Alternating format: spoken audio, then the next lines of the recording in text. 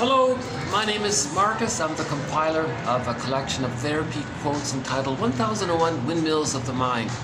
This is part 2 of 2 of TQ 2232 to 2237.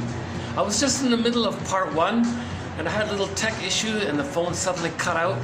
So I'm just now jumping back in to continue. So this is part 2. So in part 1, we talked a little bit about Thomas Mann, a quote by Kohut.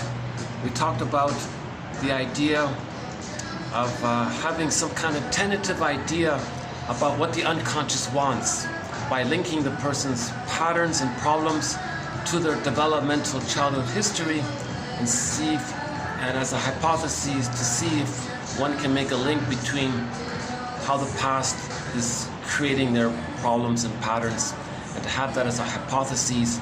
And that informs the therapy process to a certain degree. And then we just began, at the end of part 1, we began with this idea about the so-called phenomena called mirroring. So we'll just pick up from there. By the way, if you haven't seen it, in part 1 I gave you a nice little, I'm in a great new venue here. I'm hoping I'll be able to continue this in the future. So I'm on a nice little rooftop lounge here of this hotel. And I gotta admit,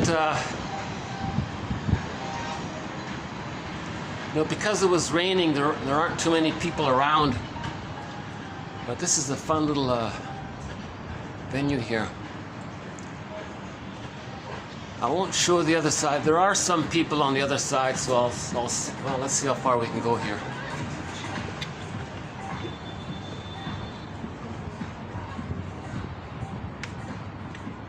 Oh yeah, oh, it's empty again. Isn't that great? Look at that.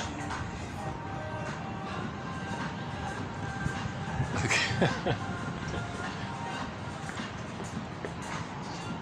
Oh, there's the IMAX theater.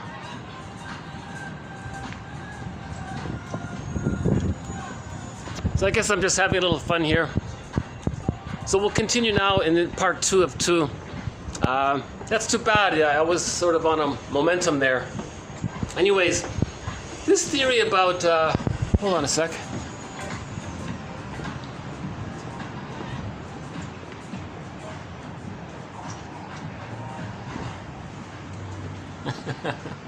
Some nice seating here.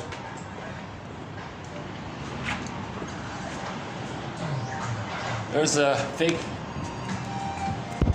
there's some Art Deco there. That's not a real parrot. But for a second there, it almost looks like a real parrot, eh? Okay.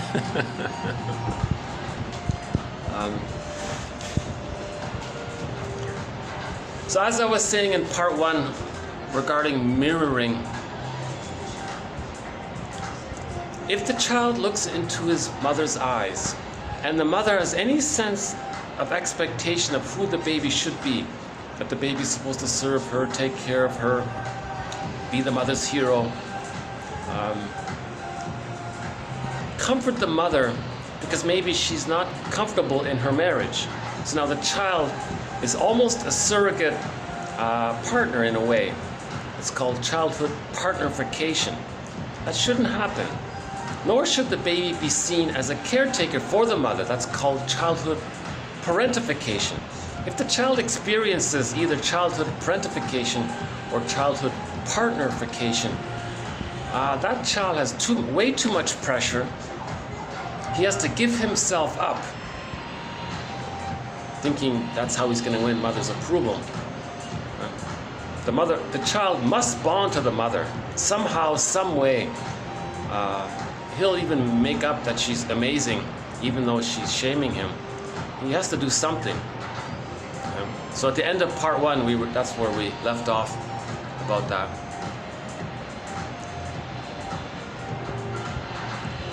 So maybe I'll just leave it there for the mirroring one. Okay, next one here, TQ 2235. Transference interpretation. Okay, so we have a thread on interpretations, what they are and how to make them. So I'll add one quote here. A lot of interpretations relate to include the concept of transference, where the person is transferring either an image of themselves onto the therapist, and they've identified with the aggressor, and they're going to treat the therapist in a manner, in a similar manner, the way they were treated by their parents as a child, right? So if the mother shamed the child, okay, and they felt shamed, they're going to see their innocence onto the therapist, identify with the aggressor, and then shame the therapist. The therapist ends up saying, aha, you're showing me what happened to you in childhood. So it's a transference interpretation. You're transferring the childhood scene in the present. The present becomes a new edition of the childhood scene. That's like a transference dynamic, right? So now sometimes they just project the projecting mother onto the therapist, and then the client interacts with this strong expectation that the therapist is so critical, so judgmental, and so disapproving.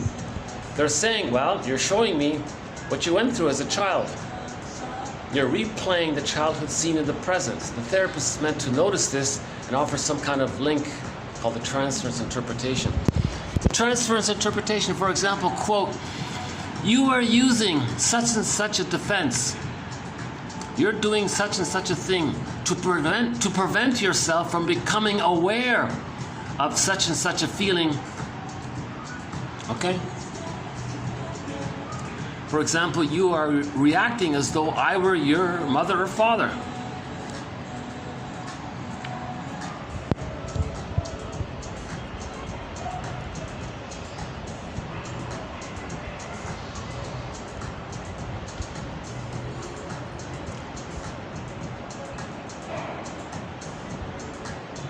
In the last video, check out the TQ quote about making I statements.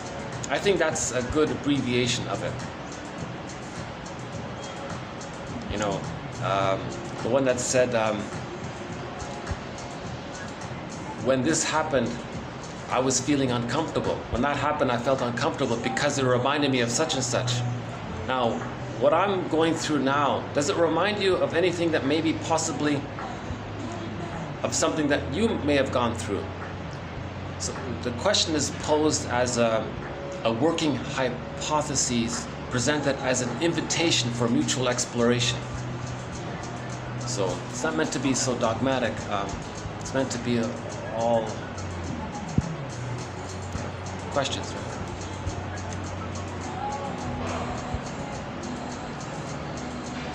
In other words, in a close relationship, one person is going to eventually show what their childhood was like. The other person notices this, and if he can describe it, then he's offering a transference interpretation. Okay, we'll see if we can improve on that one. Okay, next one here, TQ 2236. A little bit about the inner child of the past. We all have an inner child of the past within us. That's synonymous with the unconscious self, the second self, the secret self, the alter ego. Sometimes we can simply say the inner child of the past. It's alive. Okay, it's timeless. Okay. So we want to reparent ourselves, accept ourselves, give ourselves the understanding and acceptance that we need. If we didn't get in childhood, then it's up to us to give it to ourselves at midlife. Man's main task is to give psychological birth to himself if he didn't get it naturally with a secure attachment style by the age of 3. So part of that is the forgiveness process, and the willingness to understand and forgiveness are pretty much synonymous, one person says. So this next one here, just sort of little general, just some general thoughts about the inner child.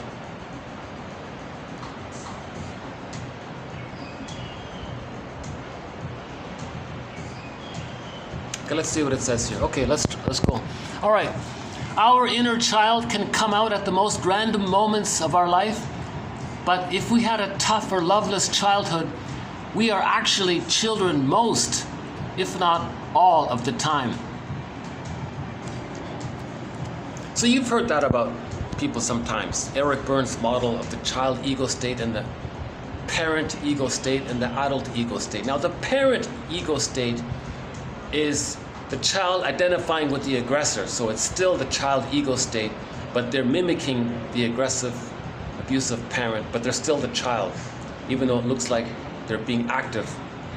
So they're the parent was abusive, the child identified with it, they call it the parent ego state.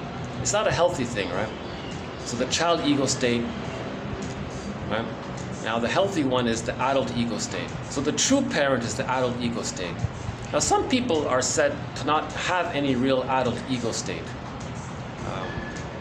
They're just constantly acting like everything is all about them. You can hear their slogans, looking out for number one, who cares about you if it's useful.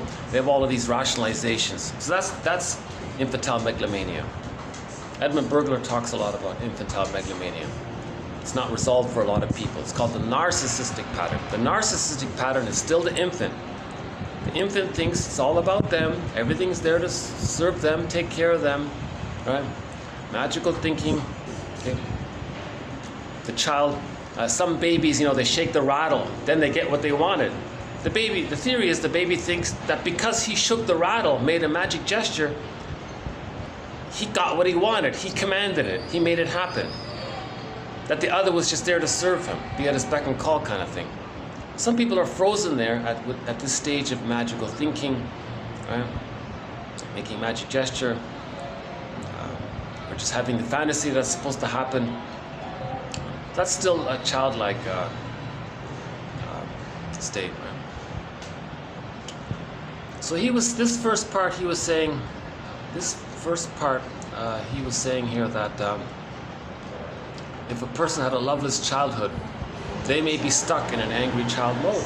The narcissistic pattern, the bully pattern, Iago, all he has is envy. He can't see any goodness. He's the guy that gets others against themselves. He just wants to see anything that represents, anything symbolic of goodness damaged. That's the Iago one. He had a very loveless childhood. That's the unhealthy 5 on the Enneagram, Iago. The narcissistic pattern, they were objectified, exploited, used. They do those things to others to communicate that when they were a baby, the mother did those things to them. So that's still infantile, right? They're angry at the mother, angry at the mother in the mind.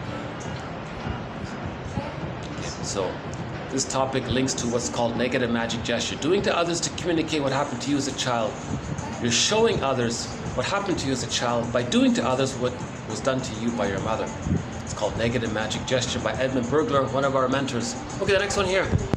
Whenever primary caregivers objectify their children, a feeling of not being seen, recognized, and respected as a human being, it inflicts psychological wounding to the child's deepest sense of identity. So says Fearman and Russell, 1994. Okay, fair enough? Psychological wounding to the child's deepest sense of identity. Right? So the golden ball gets put into the bag. In the fairy tale, right? The Frog Prince. Robert Bly's interpretation is that it was shame, facing shame, that brought up the golden ball. The frog was wet and slimy, shame, right? So the woman had to accept the frog to have the golden ball. She accepted the frog. And in one version, she was very angry about what happened.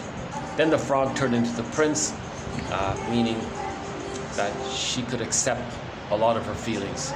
The prince is not an external character. The prince for the princess represents her feeling self, the traits, her assertiveness, her confidence, being active and doing, having her own ideas, the active side, right? The masculine principle. Right? So again, the yang. Right? So the yang is the active, it's sort of the thinking and the doing. These quotes, these theories, these ideas, that's sort of in the yang area. The yin is the presence, the feeling, the beingness. Right? So the being, the feeling, the presence, the centeredness, the feeling embodied, the feeling self, the connection to yourself. that kind of comfortable in your own self. That's all that's the yin. Now the ideas and the talking and the exploration and the questioning and the model, that's sort of the yang area. So, okay, let's go back here. Okay, the next part here. The events which lead to such wounds can be covert. For example, the mother's enmeshment, symbiosis, the mother's bigotry. So the mother being able to shame the babies, oh my God, the mother has thousands of ways to shame the baby. There's thousands of little subtle things the mother can do to shame the baby. And no one notices it, no one calls it out, the father's not around to stop it. You know, a lot of fathers, I remember one very interesting quote that kind of shook me a little bit. This was back in the beginning. The father witnessed how the mother was really treating the baby, and he was shocked. He was hurt, he was devastated. He thought, oh boy, is that what his wife is doing to his own child? And he was very shocked. Oh, I might have to move here, let's see.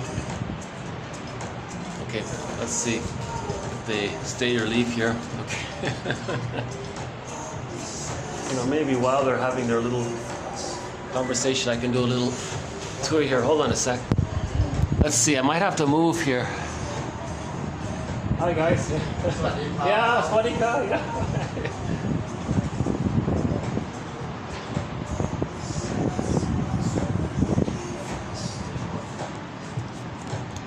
Oh, okay. I think they're the staff here. That's good.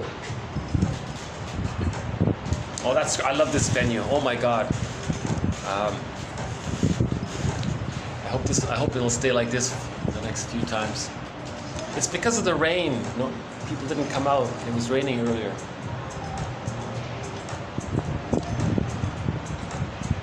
And the techno music isn't too bad actually here. So that makes a big difference. If you look at my video, 2 videos ago, I did a video in a restaurant. Actually, just over there, actually. Oh, just over there. On the top floor of that white building, there's a restaurant. And the manager let me use one of the rooms. But there was this very annoying techno noise, this hypnotic, computer-generated techno. Oh my God. I can't go back there. It's much nicer.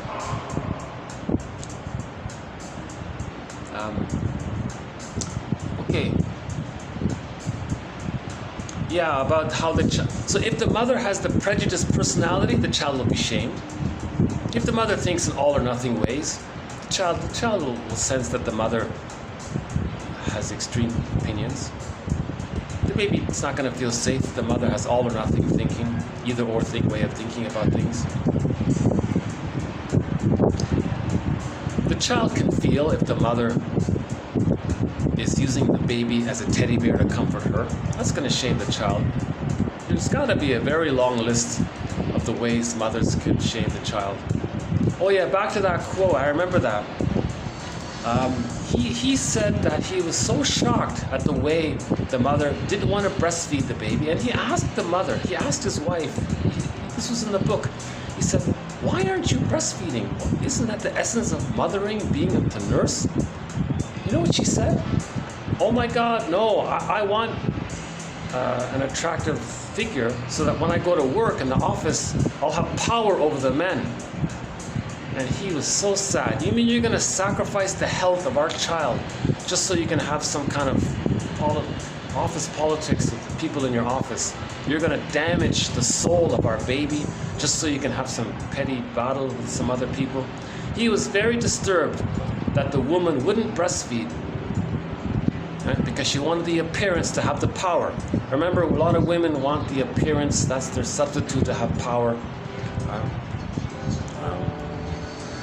And he was shocked that the mother was using the powdered stuff. And the child was being very deprived, very shamed by it. And the baby was very unsatisfied with the powdered stuff, so she dipped the rubber nipple in honey And that further, more deeply shamed the child. Right? So from the baby's point of view, the mother is not really being a mother at that point. Yeah. I read a survey once. The number one reason for couples to argue is debates about parenting, right? Okay, what about inner child work? How do we heal the inner child of the past? How do we heal our souls? Well, it's a lot of work because one's survival personality kicks in. Okay, now the survival personality kicks in whose whole function is not to feel the non-being wounding. Okay, so all of the defense mechanism, the false self, the as-if personality, that kicks in to not feel the shame. Right? Now when a person tries to heal, some of that comes up. If it's too much, the false self kicks in. He calls the false self the survival personality. A certain level of defensiveness can rise, and the survival personality or the false self will want to rid of these resurfacing memories, so that, quote, my life can continue in the way it is. Okay, this reminds me of Masterson's axiom: self-activation triggers the abandonment depression, which leads to defense. So if the person wants to start to heal and feel and heal, that's going to trigger the memory of when the child had feelings and it got squelched. Now, when the child's feelings got squelched, he adopted defense mechanisms. Maneuvers of the mind, operations of the mind, mechanisms of the mind called defense mechanisms or psychic defenses: projection, reaction formation, negative magic gesture, repetition compulsion, infantile megalomania, the manic defense, and others, emotional eating, to not feel the pain. So when a person starts to heal, some of these old feelings come up, that kicks in the use of defense mechanisms.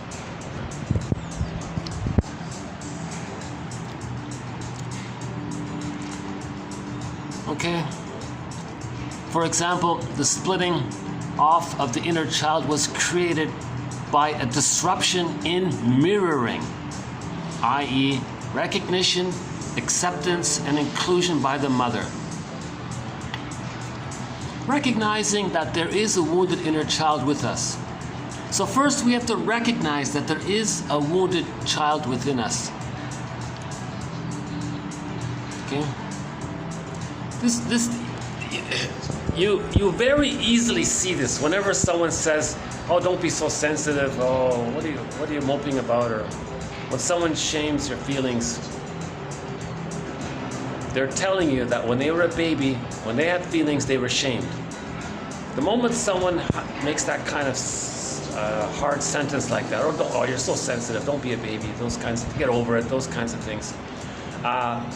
They've identified with the aggressor. When they were children and vulnerable, they felt shamed and pained. Okay, they've identified with the aggressor. They communicate that they've identified with the aggressor by when they see someone else showing vulnerability, they're going to imitate the parent. See? So they're trying to communicate how they were treated.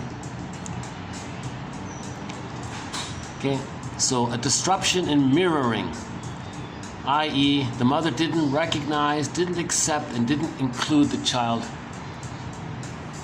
for who he is. So we have to recognize that there is such a thing as a wounded child within us. If we're dysfunctional in any way, that's the wounded child communicating, trying to get our attention, right? Okay, so one manifestation of this is in relationships. Suddenly, small things in the marriage that never mattered before become hurtful and intolerable. For example, the partner's mannerisms or their tone of voice or their habits annoy the other, and they find themselves acting strangely about it, arguing over little silly things. But we are so used to being with our adult selves that we don't realize that these small things are the things that hurt us when we were children.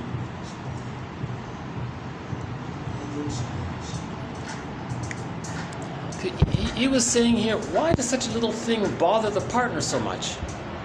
Because it reminds the partner when they were a child that the parent did something like that.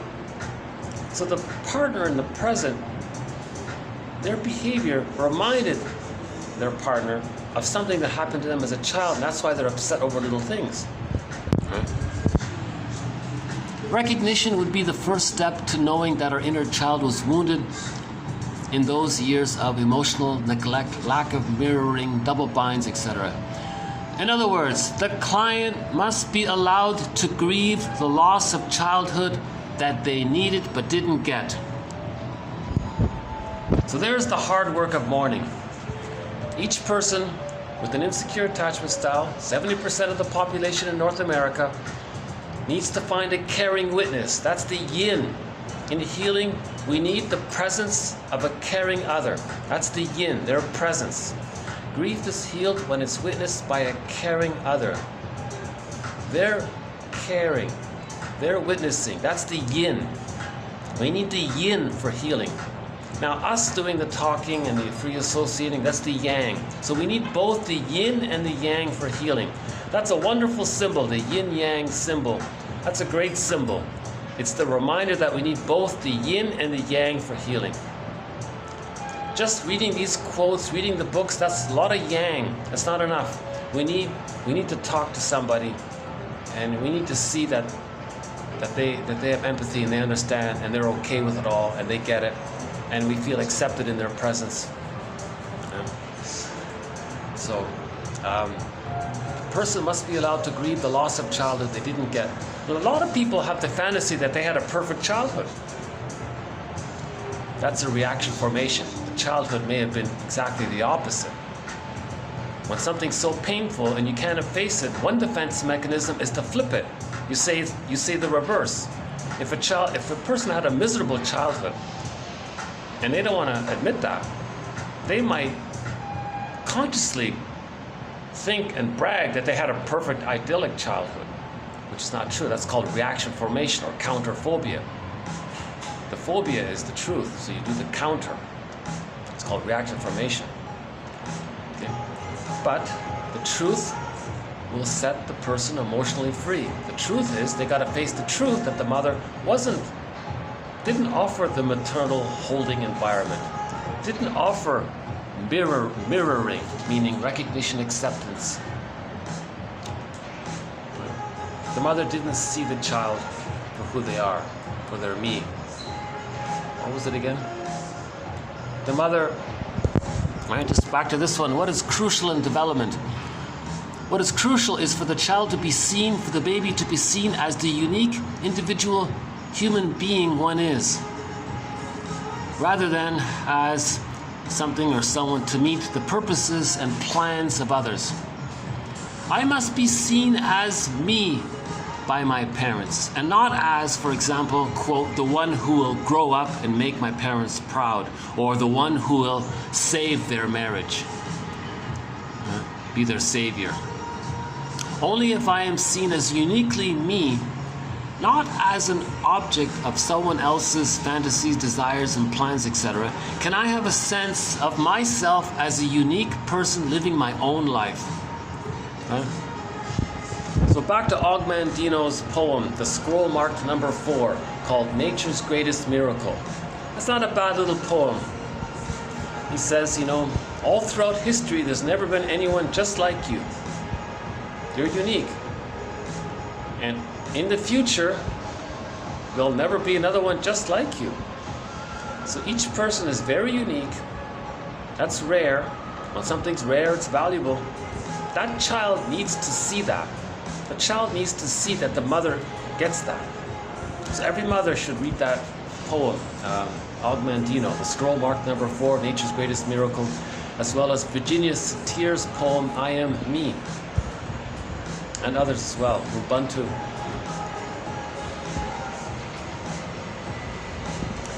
And part of the mourning process is that the person needs to mourn who they would have been had they been loved and mirrored and seen and accepted and all that. They have to think, oh my God, I think I would have been someone very fulfilled and happy and comfortable and more radiant and so on had I been loved. You got to mourn the loss that didn't happen. Who you could have been, who you were meant to have been. You got to mourn that loss. It is a sadness. And now you're sad for thinking that you didn't have the parents that you thought you had. Now you're mourning the loss of not having the good parents that you needed. You know, when I say that, I mean not having the parents who were in a position to offer what was needed. Now the parents would have if they could have. So that's part of the forgiveness. The parents would have offered the love if they could have, but the parents were trapped, stuck, caught in their existential net, in their existential dilemma, right? The parents may have had an insecure attachment style themselves, so they're caught in a negative magic gesture, negative repetition compulsion. So they couldn't really do it because they're in battle with their mothers in their minds, with their parents in their mind. So that's part of the forgiveness. So that's part of the mourning, to realize that the parents weren't emotionally available. All of their emotions were invested in their anger at their mother in the mind. So they weren't really present for the children. So now this is part of the mourning process, to face some of this material, right? And there's a sadness is going to come up. A sadness has to come up about this, because it is a sad thing to realize that it wasn't necessary, but it happened, and so much was missing.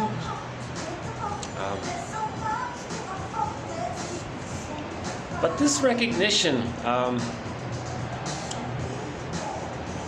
facilitated by understanding of forgiveness, helps to let go of the parents.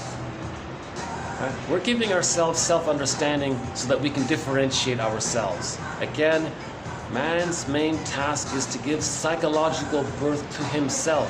So this differentiation through the forgiveness, by seeing the two sides of the parents and the truth of the parents, the reality of the parents. Okay, so we interview the parents, get information about them. We have to become a detective with our parents. Interview the parents, find out the truth. Now they're gonna lie. They're gonna. That conveys how deeply in denial they are, and they can't do it. Robert Bly makes a point about this. You got to try to get the truth, but chances are you're not going to get it. They're very heavily invested in the rationalization. So then you realize you're on your own. The parents aren't going to help. Now, one suggestion from 1001 Windmills of the Mind that'll help immensely, I think, in the healing process, is that on Mother's Day and on Father's Day, that those are their days.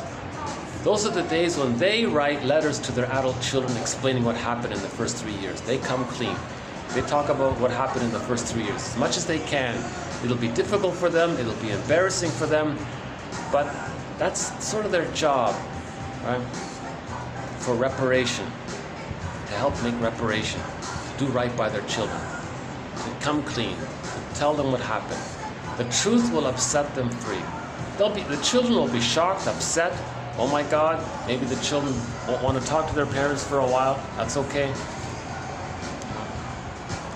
So again, on Mother's Day and on Father's Day, those are the days when they write letters to their adult children over the age of 35, telling them what happened.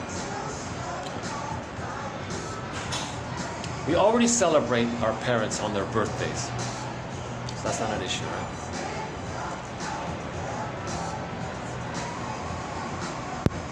So this last point here, the client must be allowed to grieve the loss of childhood that they didn't get. That whole sentence is a topic, is a chapter in 1001 Windmills of the Mind called Complicated Grief. Complicated grief. The psychological structure needed to be able to mourn losses is differentiation.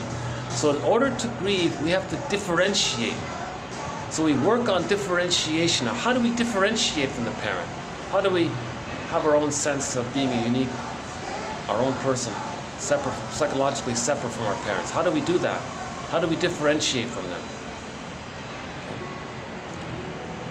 You got to get to know the parents, the truth of the parents. Then you can differentiate. Now, to know the truth of the parents, meaning you're facing unconscious ambivalence, you can see the two sides of them. Then you can differentiate. So it sort of goes hand in hand. Differentiation, okay, the psychological birth, and the mourning. It happens at the same time. You can't really separate it. Psychological birth, differentiation, mourning, they all go together. It's called the working through process. Remember, if a person doesn't mourn losses and they're stuck in complicated grief, aggravated grief, prolonged grief, the derailment of the grief process, chronic sorrow that can lead to emotional fatigue, soul loss, burnout, nervous breakdown, it can lead to the delayed onset of the original developmental trauma. Now the person has PTSD and a post-traumatic personality. It can lead to, as one person said, to becoming a curmudgeon late in life. The curmudgeon, not an elder. Not serving and giving and sharing and contributing. Not an elder. He's not an elder. He's this bitter, miserly, Grinch, Scrooge kind of character. Barks at everyone, you're on eggshells around them. They're very angry. They never mourn the loss. They're still in battle with the mother and the mind. They're still waiting for the mother and the mind to provide the love for the person to leave. So the person for him to know himself. He's still waiting for it. He waited his whole life. That's why he's a curmudgeon. That's why he's so irritable about every little thing. Because he waited his whole life for his mother's love and he never got it. That's why he's a curmudgeon late in life. He waited his whole life for his mother in the mind. Remember, it's timeless. See, he's stuck in a timeless world. So he's waiting his whole life for his mother to provide the love, for him to know himself. He waited his whole life and he never got it. And now he's very irritable. He's getting older and older. Right? So he's in his 80s or whatever, and he's very irritable. It's as if he's saying to his mother in the mind, come on, mother, I've waited 8 decades for your love. I did everything you wanted. I was loyal to you. When are you going to provide the love? Now, who is he talking to? He's talking to a ghost, a memory. Now, this ghost in his mind, it's not going to fly out of his head, travel to, by this time the mother's 6 feet under, travel in the ground, exhume them, wake her up, hop in a time machine, travel back to the nursery, change it all. These kinds of things are not going to happen. Right? But the guy's still, it's as if the guy's still waiting for that. So, at midlife, we mourn the loss. We face the truth, we mourn the loss. Not deny it, and still wait and wait. That's called the Peter Pan syndrome, the puer, or the puella complex. Yeah, they don't want to grow up, kind of thing. So that's a key one there about complicated grief. Right? See the two sides. Get an image of the mother as a whole person, a flawed, ordinary, normal woman who's confused and young, didn't know what she was doing. Read a magazine, it confused her. Now the magazine was written by a corporation that wanted to sell the powdered stuff. So they make money, didn't care about the mother. The mother was confused. She trusted the magazine. She didn't know, she was kind of innocent that way. So we gotta forgive the mother for these mistakes. Right? Her instinct would be to breastfeed. Right? But she went against her natural maternal instinct and followed the magazine, written by a company wanting to sell powdered stuff, like that sugared stuff. You know, apparently in the infant, you know, that sugared stuff, apparently, never mind. Apparently, I'm surprised to learn this, but that powdered infant formula, apparently it's filled with this sugared stuff, right? This powdered stuff, this sugared stuff, they include it in the baby formula. I was shocked if that's true. Please correct me if I'm wrong, but I think one quote I came across said that baby formula is filled with that sugared stuff. I thought, oh my God, you're really damaging the kid by doing this. Every mother should be supported in her ability to breastfeed, unless there's special. I'm not talking about special emergencies, special exceptions. Again, my disclaimer, I'm not a doctor, I'm not a therapist. Once again, I'm the compiler of these quotes. I'm the compiler. I like talking about them. I'm going to make mistakes as I present it. I tend to update things and correct myself as I go along.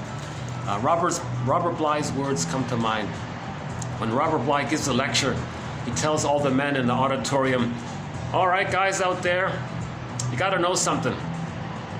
First off, you got to know this. 30% of what you're going to hear is wrong.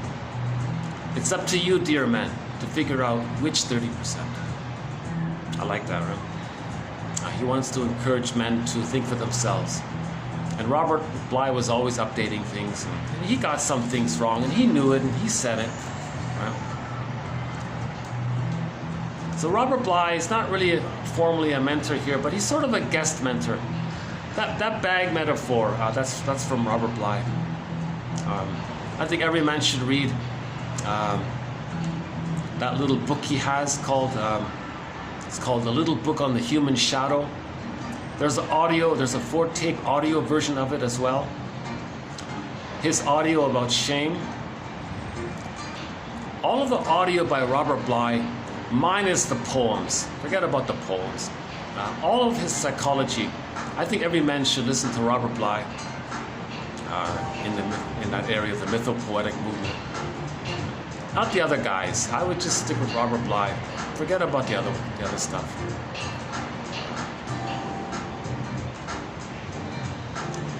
The next men's movement leader, I would say, is Alan Chinen. His 4 books have won a Golden Windmills of the Mind Award. Alan Chinen. Once Upon a Midlife, In the Ever After, Beyond the Hero for Men, and Beyond the Princess for Women. But that book, Beyond the Princess for Women, was renamed. It's called Waking the World. Those 4 books offer psychological commentary for people at midlife. Basically, it's 50 mini Iron Johns. So Robert Bly wrote Iron John. Alan Chinen wrote 50 mini Iron Johns. Alan Chinen took 50 fairy tales that talk about the midlife area. His specialty is adult development, and he uses fairy tales to discuss adult development. It's pretty good. I think those 4 books definitely deserve a Golden Windmills of the Mind Award.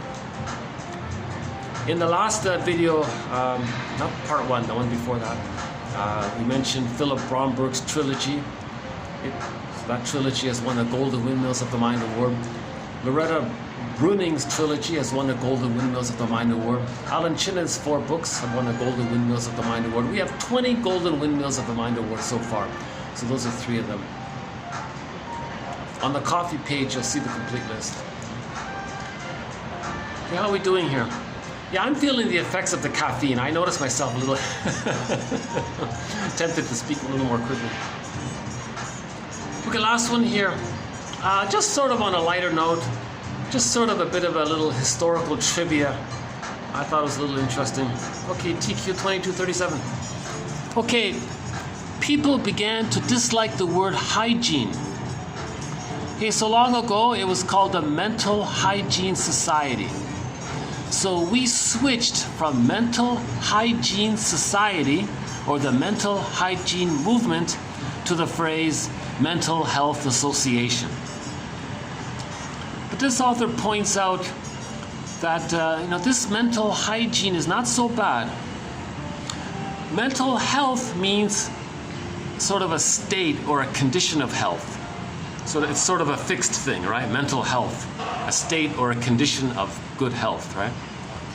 But mental hygiene implies a body of knowledge regarding the promotion and preservation and the ongoing area of emotional health. Okay? So in the 50s, it was called the Mental Hygiene Movement. Right? We have posted in 1001 Windmills of the Mind a list of 20 videos, 20 movies from the Mental Hygiene Movement. It's pretty good. The Duration of Life is one of them.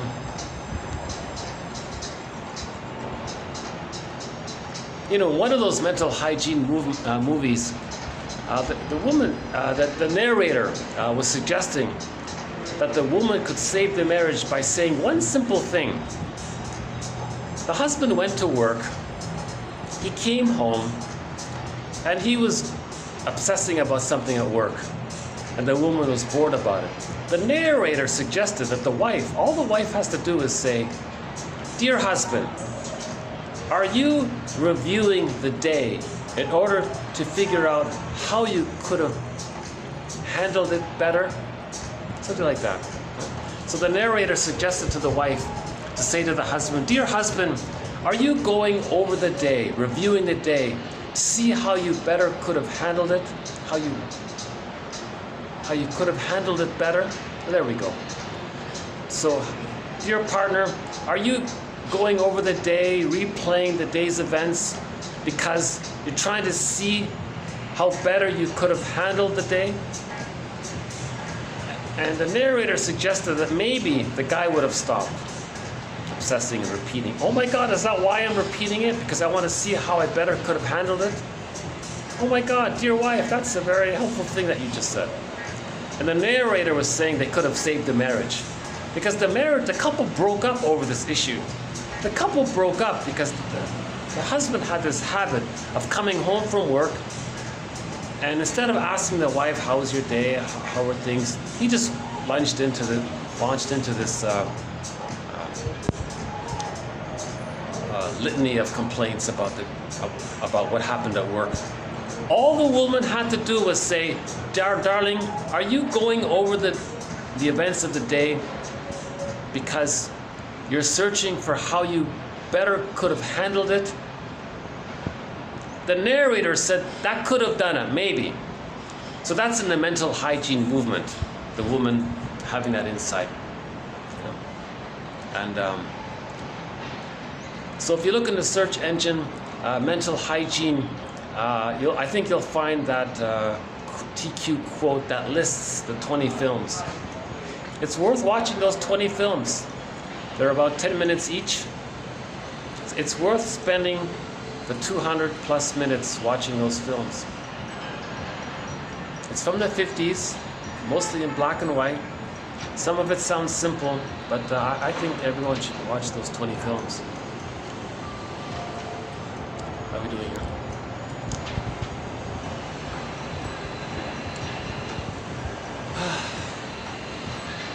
Another look here.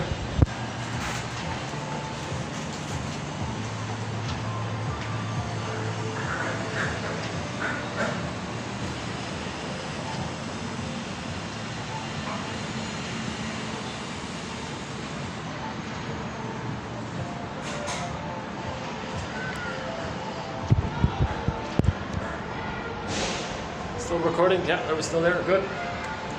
Well, I think I'll start to wind down this video here. So thanks very much. This has been part 2 of TQ 2232 to 2237.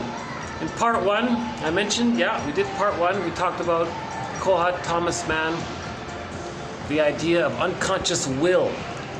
How do we describe what our unconscious wants? So in part 1, we offered a little bit of an idea in that area. And here in part 2, we talked about mirroring, transference, the inner child, complicated grief a little bit, and this trivia about why the phrase mental hygiene society got changed to mental health association. So whenever you hear the phrase mental health this, and mental health awareness, and mental health this, it used to be called mental hygiene, implying it's active, it's a continuous thing to do. Okay, so Robert Bly was onto this.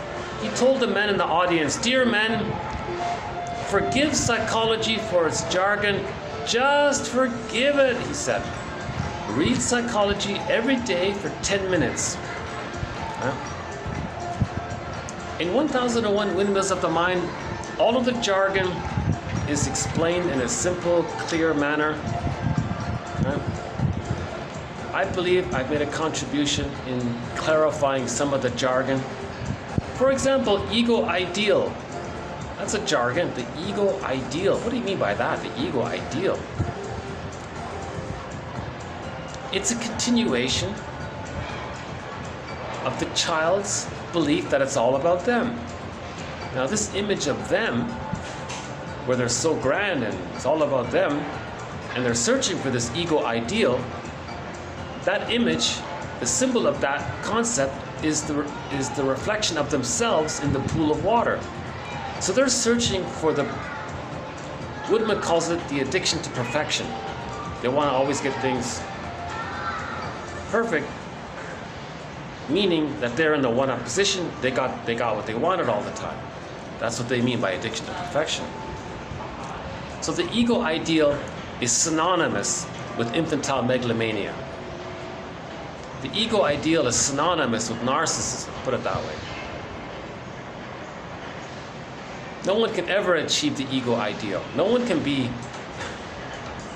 The baby isn't a god. So the person with a narcissistic pattern cannot achieve godlike status because it never existed. It doesn't ever exist. Huh? When people use the, okay, psychology of religion, I won't go there.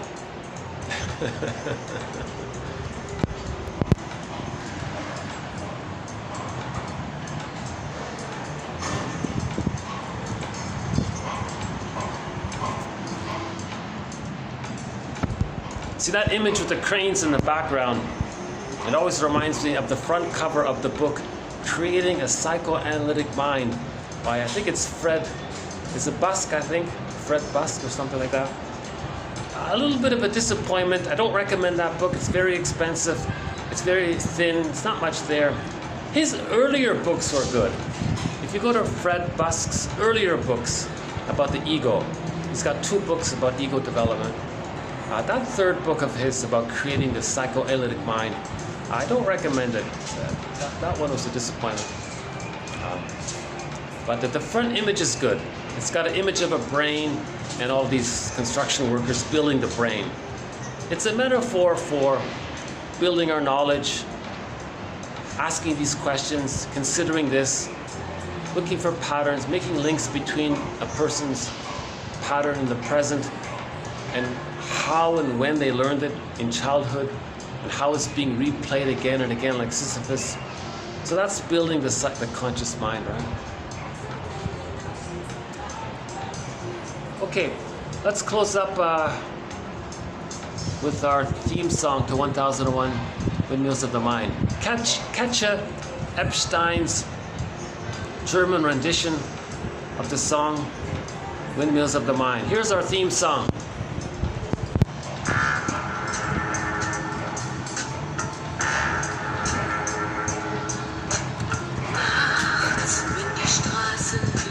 Again.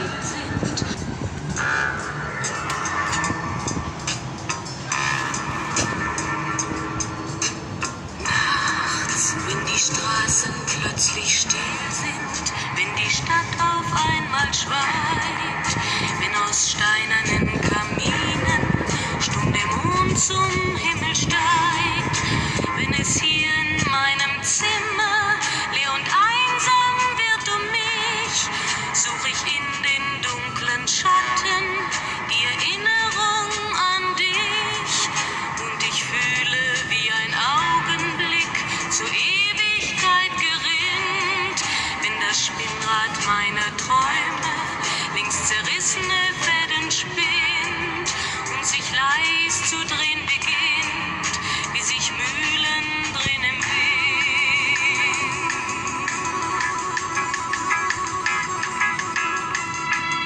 Kreisen die Gedanken, ohne Anfang, ohne Ziel, wie die schnellen Wellenringe, wenn ein Stein ins Wasser fiel, wie ein Kreisel, den die Peitsche übers Straßenpflaster treibt, wie Spiralen, die ein Adler in den Abendhimmel schreibt, und ich fühle, wie ein Augenblick zur Ewigkeit gerinnt, wenn das Spinnrad meiner Träume links zerrissene Fäden spinnt und sich leis zu drehen beginnt, wie sich Mühlen drehen im Wind.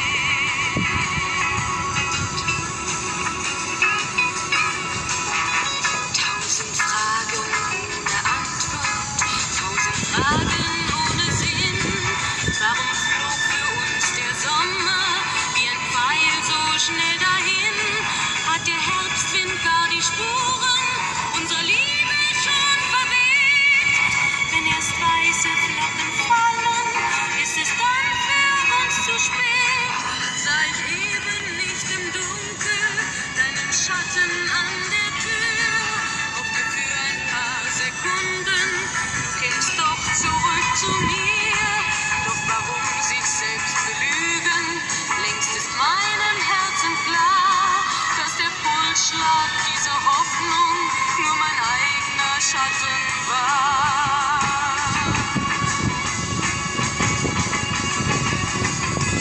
Und ich fühle, wie der Augenblick zur Ewigkeit gewinnt, wenn das Spinnrad meiner Träume links zerrissene Fäden spinnt und sich leis zu drehen beginnt, sich im Kreis zu drehen beginnt. Wie sich Mühlen drehen im Wind. Wie sich Mühlen drehen im Wind. Okay, thanks very much. I'll see you in the next video. Bye for now. We'll add more quotes to our various threads. We'll add more quotes to complicated grief, the inner child, defense mechanisms, negative magic gesture, the forgiveness process, differentiation, Margaret Mahler's theory about the psychological birth.